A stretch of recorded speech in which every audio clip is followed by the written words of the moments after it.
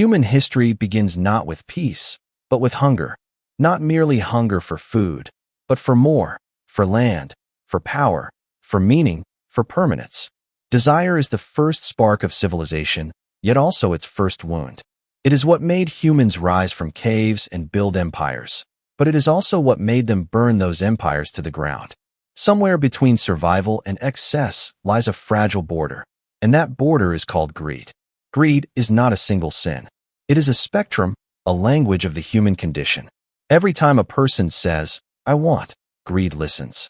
It whispers back, "Is that enough?" And most often, the answer is no. That no has shaped the course of human civilization, from the pyramids of Egypt to the skyscrapers of New York, from the silent hunger of peasants to the glittering ambition of kings. To call greed evil is too simple. Greed is not born of darkness. It is born of desire, and desire itself is not sinful. Desire creates art, innovation, and progress. But when desire no longer serves life, when it begins to consume it, it mutates. It becomes a hunger that cannot be satisfied, an appetite that devours both the world and the self. This is greed in its purest form, the echo of an ancient void inside the human heart. The philosopher Arthur Schopenhauer once wrote that the world is my representation, meaning everything we desire is filtered through the lens of our own need. We see the world not as it is, but as what it can give us. The farmer sees land, the conqueror sees territory, the poet sees meaning, and the greedy see opportunity. Every age has dressed greed differently. In gold coins, in power, in fame, in beauty, in digital followers. But the hunger beneath remains unchanged. Greed is not only a social or economic disease, it is existential. It grows from the illusion that there is something outside us that can fill what is missing within us. That illusion is the silent motor of the human story. It drives our markets, our wars, our relationships, even our spiritual pursuits. The tragedy is that greed is never satisfied. It feeds on the act of wanting itself. Once it gains, it wants again. Once it conquers, it fears loss. It is both creator and destroyer, a cycle that never ends.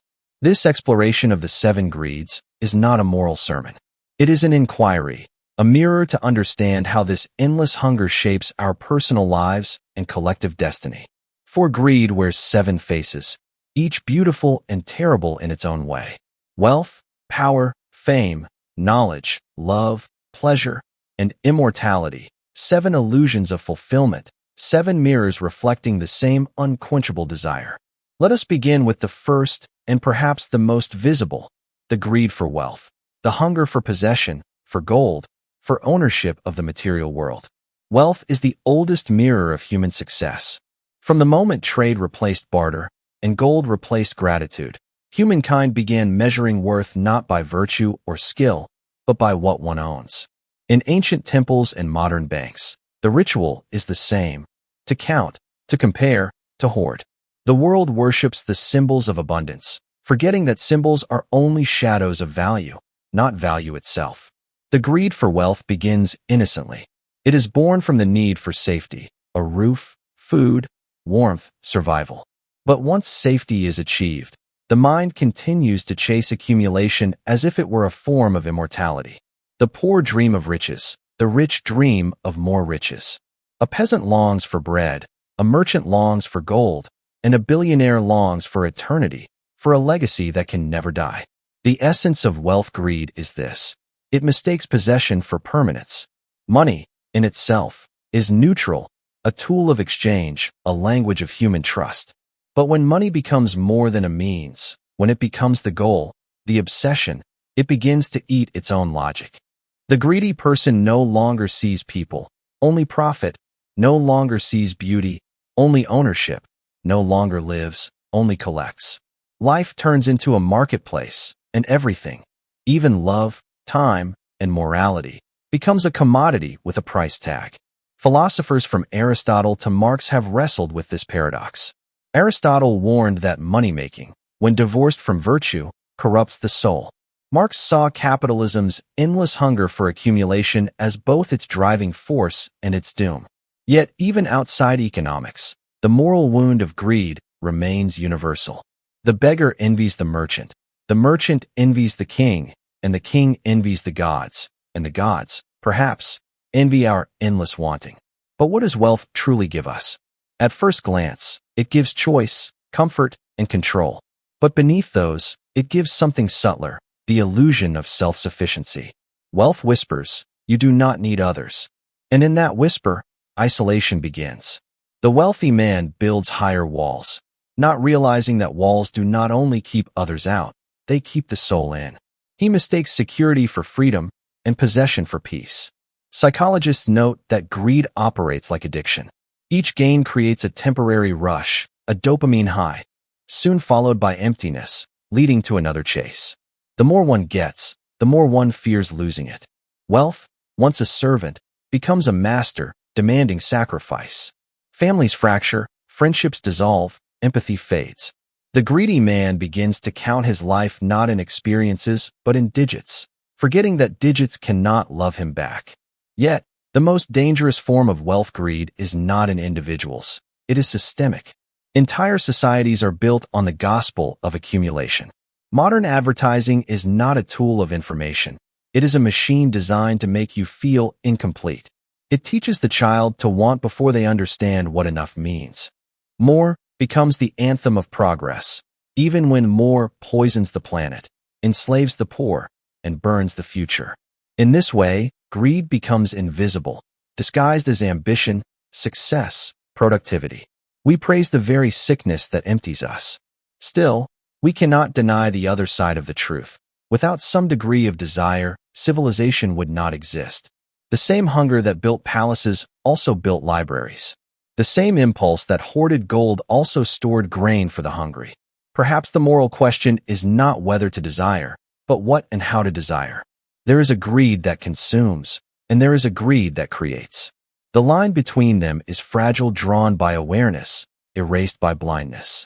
In the end, the greed for wealth teaches one lesson. Nothing we own ever truly belongs to us. We borrow everything: time, land, even breath, and return it. The wise do not measure life by what they gather, but by what they give. Wealth is a mirror. It reflects the mind that holds it. To the blind, it shows glitter. To the awakened, it shows dust. If wealth is the desire to own, power is the desire to command. Where money buys things, power buys people, their obedience, their silence, their futures. It is the most intoxicating of all greeds because it convinces its host that it is noble. Power rarely calls itself greed. It calls itself leadership, destiny, or vision. It wears the clothes of righteousness while feeding on domination. The story of civilization is, in truth, the story of power. Every empire, revolution, and ideology has been built on it. Kings claimed divine right. Politicians claimed mandate. Soldiers claimed duty, all different faces of the same hunger, the need to control. The philosopher Friedrich Nietzsche called this impulse the will to power, an inherent drive to impose one's will on the world. But he also warned that when unchecked, it becomes monstrous, turning the world into a battlefield of egos. Power is seductive because it mimics divinity. To command others, to bend reality to one's will. It gives a human the illusion of being a god among mortals. It feeds the ancient fantasy that one can shape destiny, rewrite fate, and silence opposition. Yet, history shows that power does not only corrupt those who hold it, it corrupts those who seek it. The path to power is paved with the bones of ideals. What begins as the desire to change the world often ends as the desire to keep control of it. The tragedy of power is that it thrives on fear, the fear of losing it. The tyrant trusts no one, for he knows he has betrayed too many. The politician performs generosity only to preserve image. Even in the smallest spaces, a family, an office, a friendship, the same dynamic repeats. The one who clings to power must always defend it, and in doing so, becomes its prisoner. There is, however, a paradox.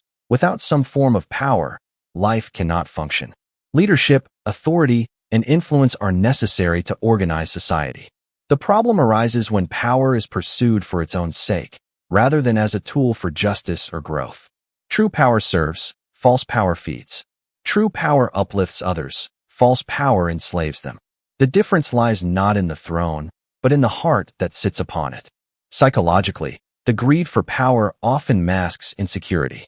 The need to dominate arises from the fear of being insignificant. The ruler who builds monuments to himself is often running from the silence of his own soul. In this sense, power is a form of self-medication, a way to drown out the terror of human fragility. But unlike medicine, it never heals. It numbs, blinds, and isolates. The higher one climbs, the lonelier the summit becomes. In modern times, power no longer wears crowns. It wears logos and algorithms. Corporations, governments, and digital empires wield influence more vast than any ancient king. They manipulate not with swords, but with information, shaping thoughts, desires, and choices. The new tyrant doesn't need to command obedience, he programs it. Thus, the greed for power evolves with every era, but its essence remains the same: the hunger to possess the will of others. In the end, all who chase power face the same truth: power is temporary. Every throne turns to dust, every name fades, every dynasty dissolves into memory. The wise ruler learns to wield power like a candle, carefully, with humility, knowing that its flame can both illuminate and burn. The fool grips it tightly until it burns through his own hand. If wealth is the hunger for possession, and power is the hunger for control, then fame is the hunger for recognition, the need to be seen. It is perhaps the most modern of the greeds, yet the most ancient in spirit. The warrior carved his name in stone, the poet in verse, the modern human in pixels and screens. The desire is the same: to escape the anonymity of existence. Fame is a strange form of immortality.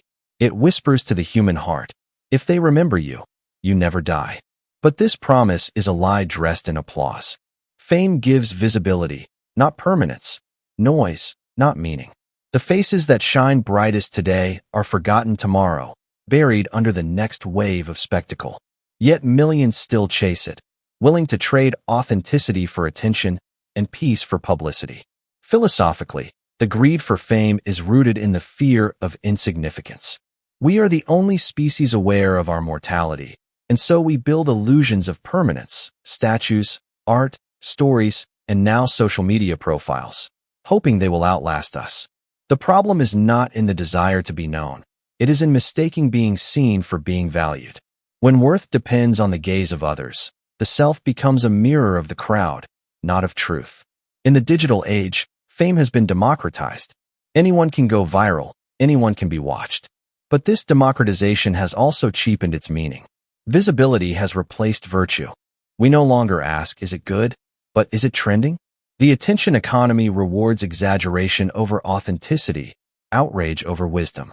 And so, millions compete in a silent arena, performing happiness, selling vulnerability, branding identity, all to be noticed for a fleeting second in the vast noise of the internet. This new fame is not about admiration.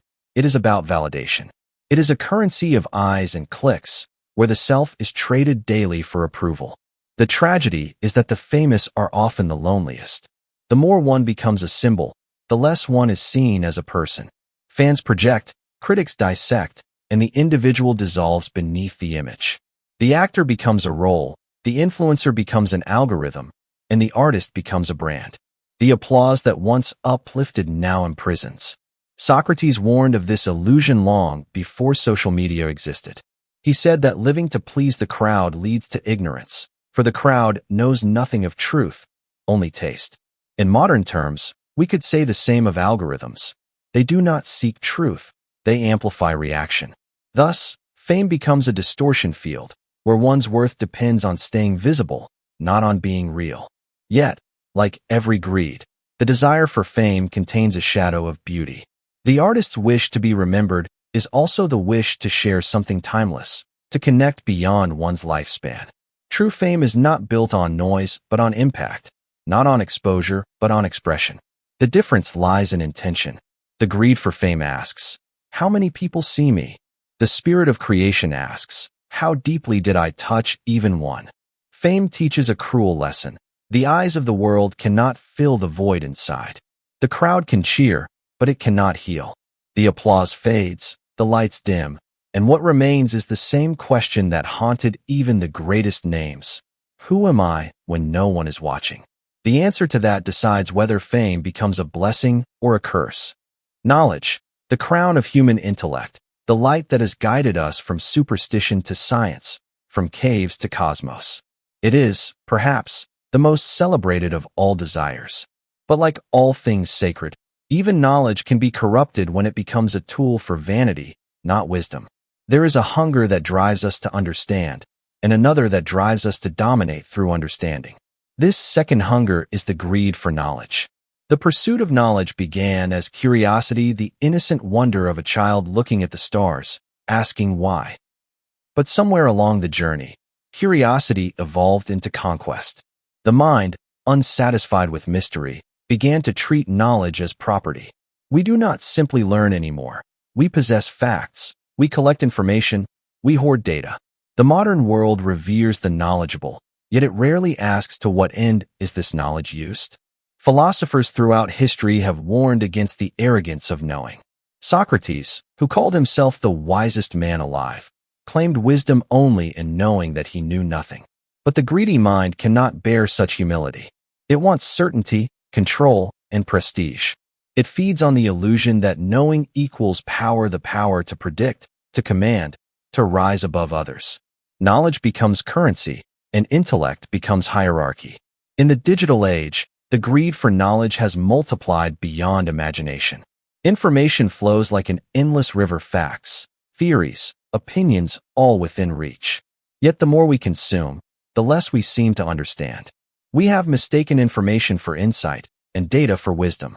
The world is full of experts, but empty of understanding.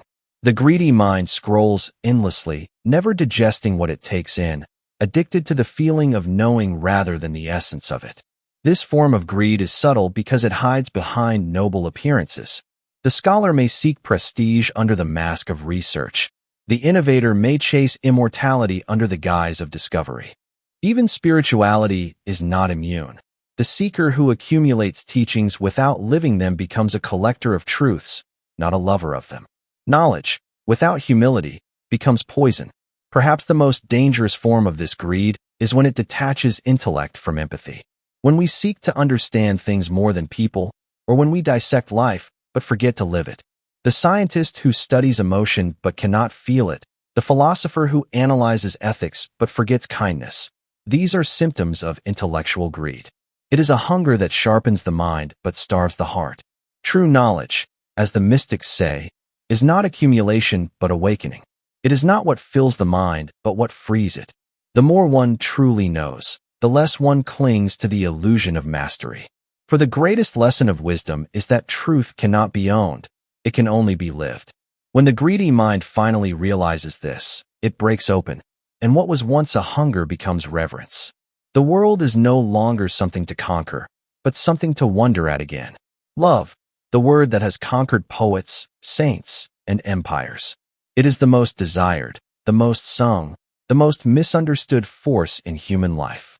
And like all things sacred, it too has a shadow. The greed for love is perhaps the most delicate and dangerous of the seven, because it disguises itself as devotion. It speaks in the language of affection but acts in the logic of possession.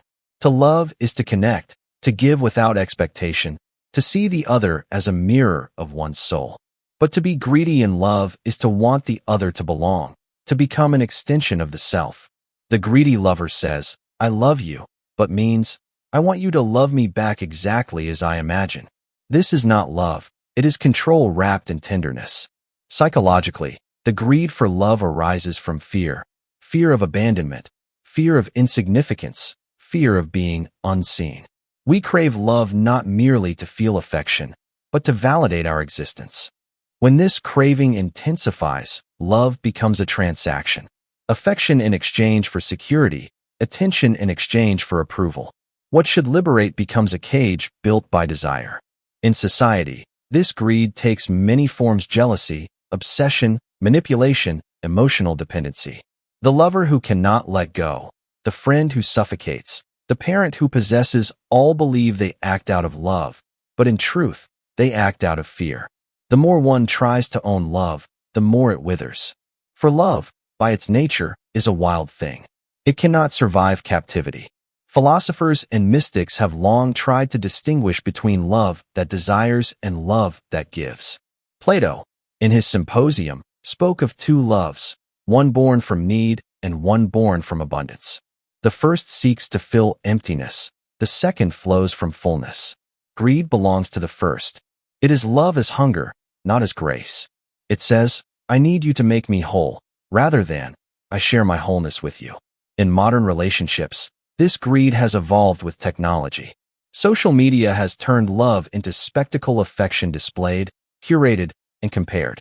The more one posts love, the more one fears losing it. Intimacy becomes performance, and emotional depth is replaced by validation loops. We measure devotion in likes and attention spans, forgetting that real love happens in silence, in presence, in patience. Yet, love itself is not to blame. The problem lies in the ego that attaches to it. When love is free of greed, it becomes transformative, a force that expands both souls. When it is filled with greed, it becomes torment, a cycle of wanting, resenting, and clinging. The greedy lover seeks to merge with the other, but in doing so, loses both self and connection. True love respects distance. It knows that two flames can burn side by side without consuming each other. Ultimately, the greed for love teaches a painful truth, that the love we demand from others often mirrors the love we have not yet given ourselves. The emptiness we try to fill through another person is the same emptiness calling for our own compassion.